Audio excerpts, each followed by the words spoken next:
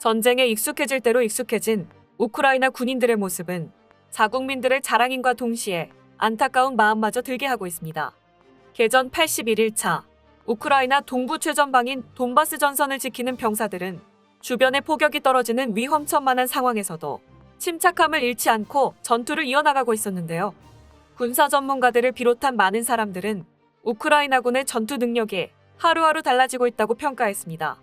그중 눈에 띄는 것은 벨라루스의 알렉산드르 루카셴코 대통령까지 우크라이나군의 전술을 칭찬하며 그로부터 배워야 한다고 발언했다는 것입니다.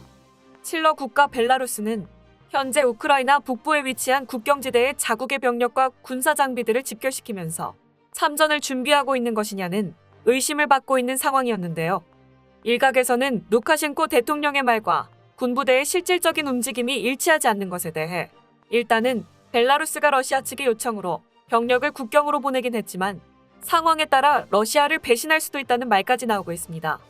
이는 든든한 뒷배라고 생각했던 러시아가 우크라이나에도 애를 먹으면서 루카셴코 대통령이 썩은 동아줄을 잡은 것이 아닌가 하는 불안감을 느꼈기 때문이었는데요.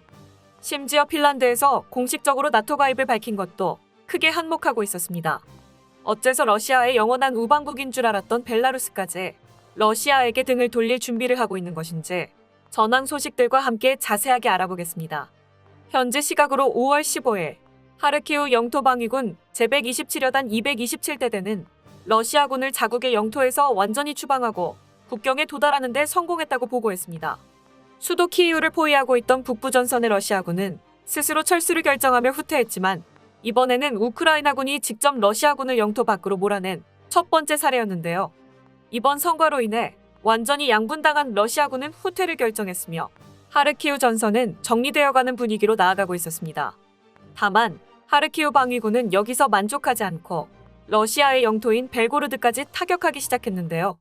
이는 단순한 보복성 공격이 아니라 군사적인 작전에 의한 행동이었습니다. 우크라이나 국방부 정례정황 브리핑에 의하면 러시아 사령부가 도네츠크와 루한스크에 주둔하고 있던 병력을 차출하여 하르키우로 옮기고 있는 것으로 나타나고 있는데요. 이와 더불어 벨고로드, 보로네시, 로스토프에서는 2,500명 정도의 러시아의 비군이 훈련을 받고 있는 것으로 확인되었습니다. 또한 칠러 세력인 시리아 용병들과 바그너 그룹 등 경험이 많은 부대원들이 전투 손실이 심각한 러시아군 부대와 연합하여 작전을 수행할 방침을 세운 것으로 보여 러시아군이 이대로 순순히 물러날 것은 아닌 것 같습니다. 따라서 우크라이나군은 벨고르드로 후퇴한 러시아군 병력들이 언제 이들과 합류해 재정비를 마치고 다시 하르키우로 몰려올지 모르기 때문에 이를 미연에 방지하기 위해서 벨고르드를 공격하고 있는 것이었는데요. 또한 국경을 맞대고 있는 벨고르드는 동부전선으로 물자와 장비를 나르는 중요한 역할을 맡고 있었다는 점에서도 우크라이나군이 반드시 노려야 하는 곳이었습니다. 이에 따라 벨고르드 기차역은 화재가 발생해 운행이 중단되었으며 동부전선의 러시아군은 보급품을 전달받을 방법이 하나씩 차단당하고 있는데요. 반면 우크라이나군은 M4A1 카빈 소총 등을 보급받기 시작하면서 점차적으로 구소련제 무기들과 작별을 하고 있는 상황입니다. 이제는 사실상 미국과 나토가 우크라이나와 함께 영토를 막아내고 있다고 해도 좋을 정도로 우크라이나에 대한 군수물자 지원이 계속해서 쏟아지고 있는데요.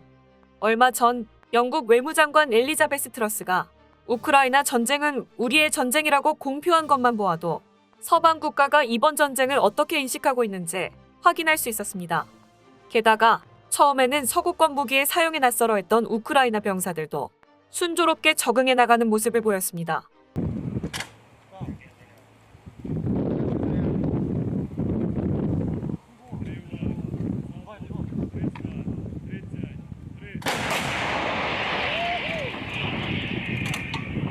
우크라이나 포병부대가 M777 곡사포를 운영하는 모습을 본 미 국방부 관계자가 머지않아 그들이 우리들보다 더 능숙하게 사용하게 될 것이라고 말할 정도로 서구권 무기에 대한 이해도가 날이 갈수록 늘고 있었는데요.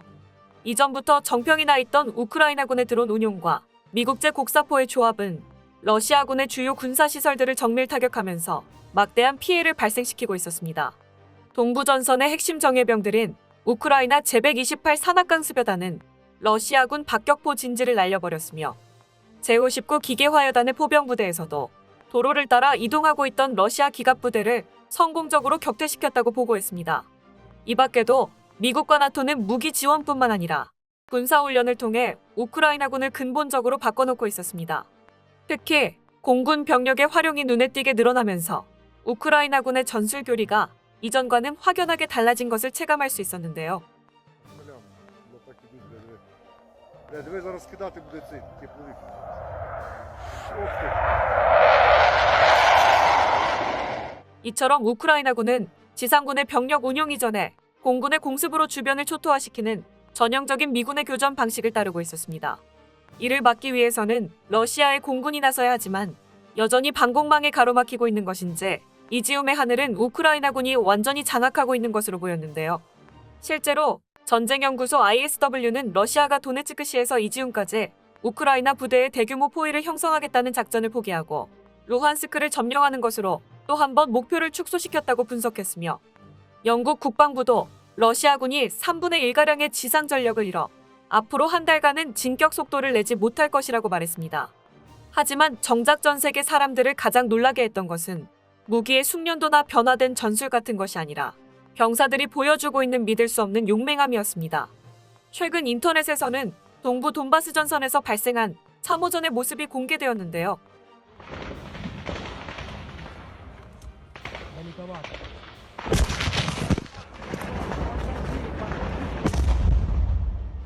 방금 보신 것처럼 바로 지척에서 포탄이 터지며 일대를 뒤흔드는 엄청난 폭발이 일어났지만 우크라이나군은 전혀 움츠러들거나 겁먹는 기색 없이 태연하게 싸움을 이어나갔습니다.